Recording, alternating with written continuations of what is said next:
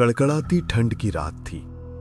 हवा ऐसे चीर कर निकल रही थी मानो किसी अनदेखे पंजे ने दुनिया को खरोच दिया हो।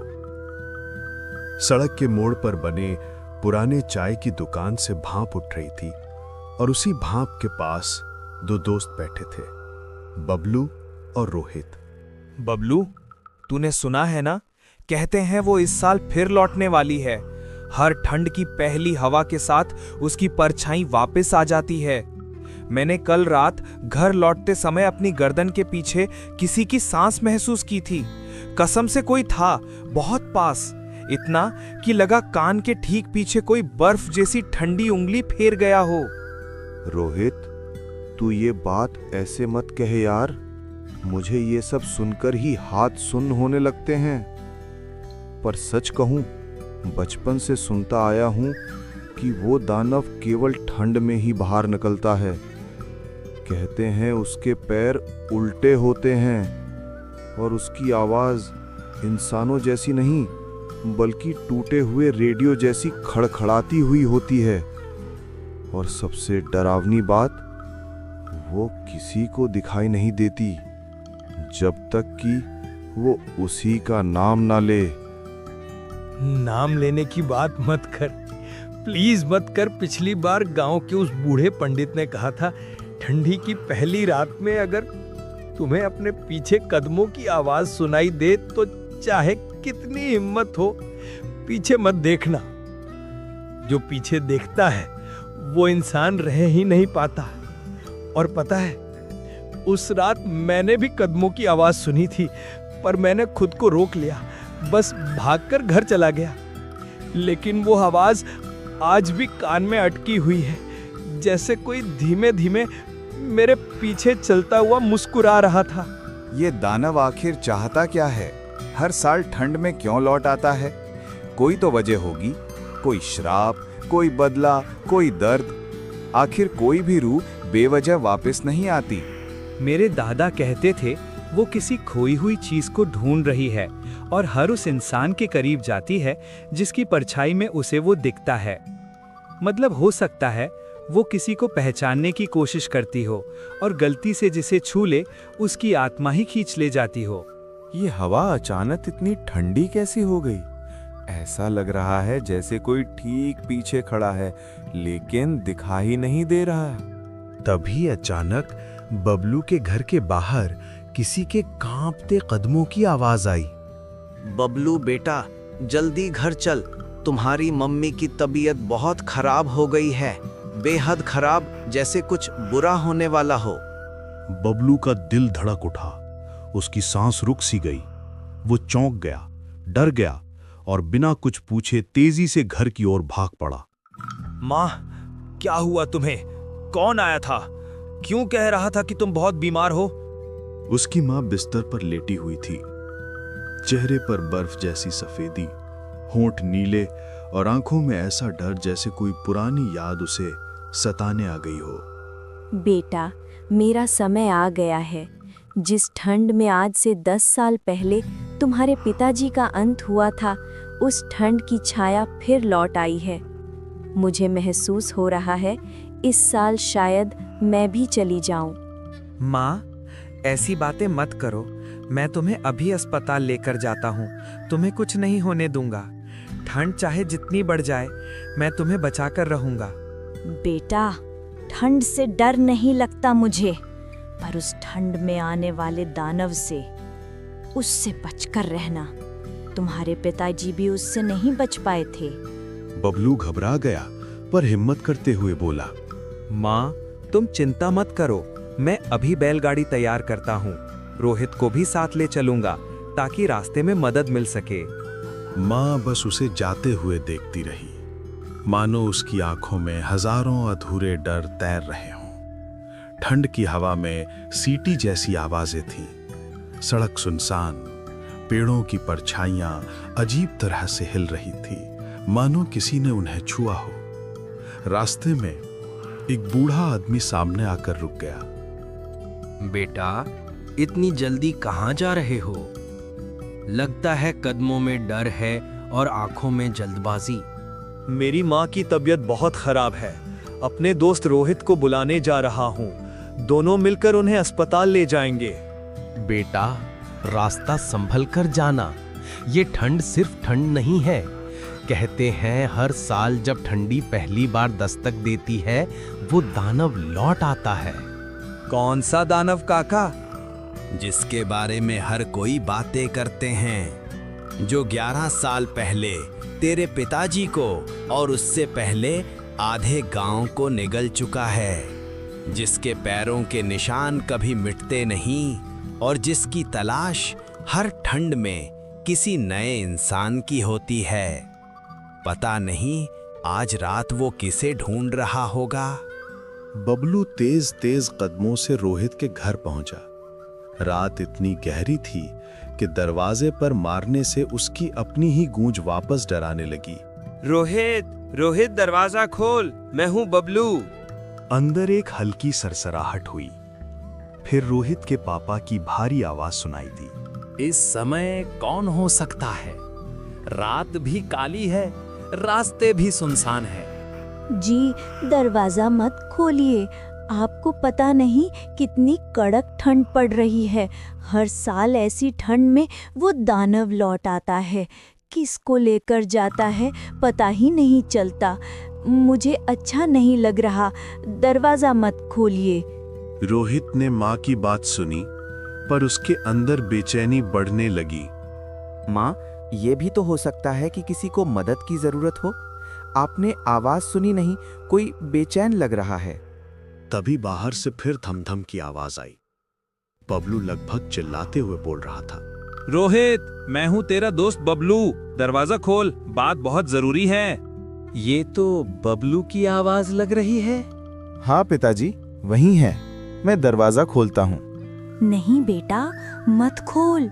इतनी रात, इतनी ठंड, मुझे डर लग रहा है।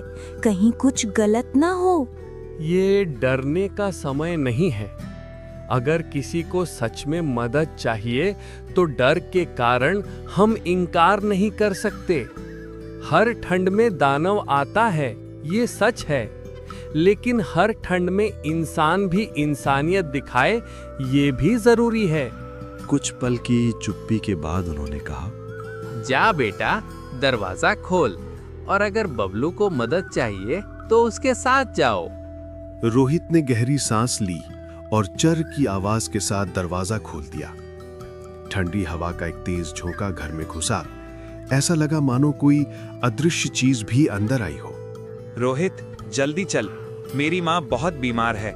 हमें अभी अस्पताल जाना होगा। चल। चल बबलू, मैं तैयार हूँ। दोनों बबलू के घर की ओर लौटते हैं। ठंडी हवा इतनी तेज थी कि पेड़ की डालियां भी किसी खतरे की तरह चरमराती थी। दोनों लड़के बिना रुके दौड़ते रहे। रास्ते में कदमों के अलावा जैसे किसी तीसरे की सांस भी सुनाई देती थी। आखिरकार वे बबलू के घर पहुंचे। बबलू ने दरवाजा धक्का देकर खोला। दरवाजा आसानी से खुल गया। घर के अंदर अजीब सी खामोशी थी। माँ, मैं आ गया। माँ, तुम कहाँ हो? कोई जवाब नहीं। चूल्हा बुझ चुका था, बिस्तर खाली था। उसकी माँ कहीं नहीं थी। बबलू, तेरी माँ कहाँ गई? या फिर किसी ने उन्हें बाहर ले गया? ठंडी हवा के बीच अचानक बबलू के घर के पीछे से एक खड़खड़ाहट सुनाई दी, जैसे कोई भारी चीज जमीन को घसीट रहा हो। दोनों के दिल धड़क उठे। बबलू और रोहित अभी घर के अंदर इधर उधर देख ही रहे थे। कांपते हाथ घबराया हुआ खड़ा था। बेटा, क्या हुआ? तुम दोनों इतने परेशान क्यों हो? रात भी गहरी है और ठंड में तुम्हारे घर के दरवाजे खुले हैं। काका जी, मेरी माँ कहीं नजर नहीं आ रही है। वो तो अभी इसी कमरे में थी। मैं बस रोहित को बुलाने गया था और जब वापस आया तो माँ वो गायब है। गांव वाले काका का चेहरा सफेद पड़ गया। उसने एक कदम पीछे किया, मानो कोई बहुत बुरी आशंका उसके अंदर से टकराई हो। अरे ये क्या हो रहा है हमारे गांव में? मैं खुद भी अपनी बकरी को ढूंढ रहा हूँ। मेरी बेटी राधा कह रही थी कि कोई बड़ी लोमड़ी आई थी और उसे लेकर चली गई। मैं तो उसी को ढूंढता यहाँ आया हूँ। ठंड का मौसम है, लोमड़ी आना जाना करती है, पर तुम्हारी माँ की बात सुनकर दिल कुछ और ही कह रहा है। एक पल के लिए हवा खामोश हो गई, जैसे हवा भी डर गई हो। अब क्या करेंगे बबलू? कहाँ ढूंढें?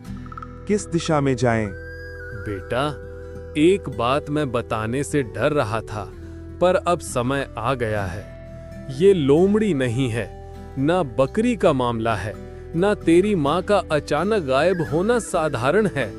उसने आसमान की ओर देखा, जैसे रात को टटोल रहा हो। ये वही दानव है जो हर साल ठंड में लौटता है।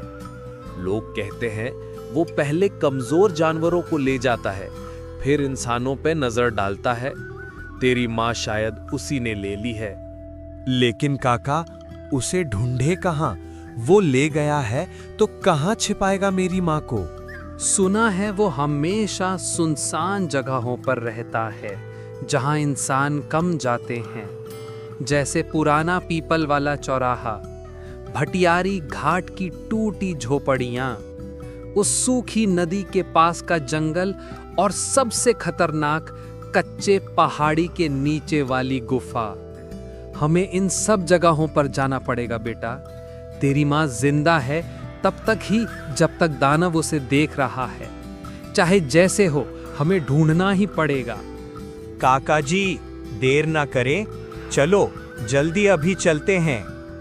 पर याद रखना बेटा, इस रात जो चीजें दिखती नहीं वही ज्यादा खतरनाक होती हैं। तीनों, बबलू, रोहित और गांव का बूढ़ा आदमी तेजी से गांव पार करते चले जा रहे थे। गांव खत्म होते ही एक छोटा सा घना जंगल शुरू हुआ। पेड़ों की टहनियां ठंडी हवा में ऐसे हिल रही थी जैसे जंगल खुद फुसफुसा रहा हो। अचानक सामने एक काई लगी टूटी दीवारों वाली पुरानी बांग्ला हवेली दिखाई दी। रुको, मुझे किसी के चलने की आवाज आई। उन्होंने चारों ओर देखा, पर कोई दिखाई नहीं दिया। ये घर दसों साल से बंद पड़ा है, यहाँ तो कोई आता जाता तक नहीं। दानव की अगली चाल हो सकती है बेटा, संभल कर चलो। चलो, कहीं ना कहीं बबलू की माँ यहीं होगी। दानव उन्हें यहीं लाया होगा। डरों वाले दरवाजे को धक्का देते ही घर के अंदर की बदबू और सीलन हवा में भरी महसूस हुई। दीवारों पर काले धब्बे, टूटी खिड़की और अंधेरा। ऐसा लगा जैसे घर के अंदर कोई गहरी परछाई जगी हो। वे भीतर बढ़ते गए और जैसे ही केंद्र के कमरे में पहुंचे, माँ, ये तो मेरी माँ है। कमरे के बीचों बीच लोहे का बड़ा पिंजरा रखा था। उसकी माँ उसी में बैठी थी, सिर झुका हुआ। माँ, तुम यहाँ कैसे? माँ, जवाब दो। पर उसकी माँ ने जरा भी सिर नहीं उठाया, जैसे बेहोश हो या किसी भय में जम गई हो। अचानक कमरे की हवा भारी हुई, हवेली में हल्का कंपन हुआ और फिर उस दानव की आवाज गूंजी। अच्छा हुआ, एक साथ 4 का भोजन मिल गया आज। तीनों पीछे मुड़े। दरवाजे की दरारों के बीच से एक लंबा, काला, टेढ़े पैरों वाला साया अंदर आया। चेहरा धुंधला, आंखें आग जैसी और आवाज किसी टूटी बांसुरी जैसी खड़खड़ाती। गांव का बुजुर्ग आगे बढ़ गया, कांपते हुए भी हिम्मत करके बोला, तू आखिर चाहता क्या है? क्यों हर ठंड में हमारे गांव को सताता है? क्यों लोगों को उठाकर ले जाता है? हाँ, क्योंकि ये सब तुम लोगों के कर्म का फल है। आज से ठीक 20 साल पहले मैं भी तुम्हारी तरह यहीं का एक साधारण किसान था। मेहनत करता था, बच्चों को पालता था, लेकिन गांव ने, तुम लोगों ने मेरी हर चीज छीन ली। उसकी आवाज गूंजने लगी जैसे हवेली खुद हिल गई हो। मेरी जमीन हड़प ली, मुझ पर चोरी का झूठा इल्जाम लगाया और गांव की भीड़ ने मुझे पीट पीट कर मार डाला। मेरी लाश इस जंगल में फेंक दी गई, बिना जलाए, बिना दफनाए।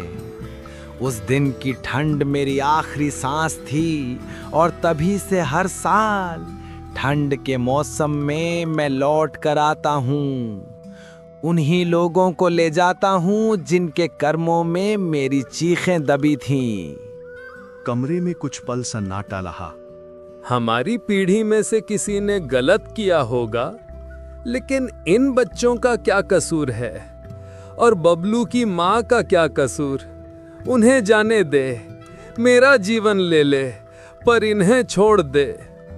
दानव कुछ सेकंड चुप रहा। उसके चेहरे का धुंधलापन धीरे धीरे कम हुआ। आंखें बुझी हुई राख जैसी हो गईं। मैं बदला लेने आया था, मासूमों को खाने नहीं। और ये सच्चाई तुम्हें बताने के लिए इस औरत को लेकर आया था। उसने धीरे से पिंजरे की ओर बढ़कर हाथ फैलाया। लोहे का पिंजरा खुद ब खुद खुल गया। बबलू की मां धीरे धीरे बाहर आई, सांसें कमजोर पर जिंदा।